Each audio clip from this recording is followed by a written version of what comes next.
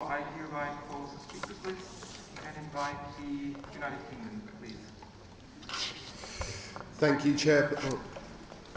Chairperson and colleagues. The UK would like to align itself with the position of the Presidency of the European Union. Before I start, I would like to note the marked improvements in the World Drugs Report, and we look forward to continuing progress in data collection and presentation. I'm pleased to speak to you as a member of the UK delegation.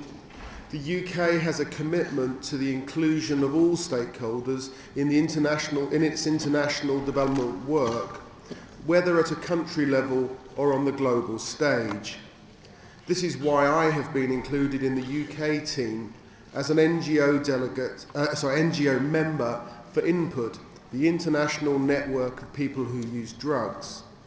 I am grateful to DFID for once again giving Input the space to voice the concerns and interests of people who use drugs in the Commission on Narcotic Drugs. Input has been on a steep learning curve over the last year, developing our understanding of the global architecture and models of international development, and we are now very much engaged with the UN family and the Global Fund. Further, we can much more genuinely claim to be a global network of people who use drugs, albeit one that is still very much under development. Significantly, Input has joined the UNAIDS Programme Coordinating Board NGO delegation, which has allowed us, a key population affected by HIV, to have a voice at the top table where the world plans its response to the HIV epidemic.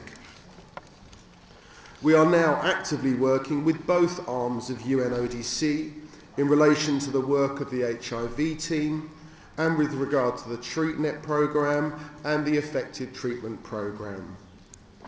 While UNODC and Input continue to acknowledge our different positions on drug law reform, this has not prevented us from developing mature and respectful relationships at country, regional and global levels around our shared objectives in the arenas of public health, drug treatment and human rights.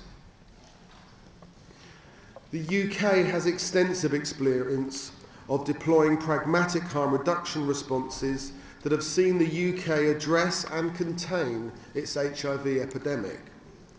These are community-based responses that UK has adopted at a national level and that are now well recognised on the global stage.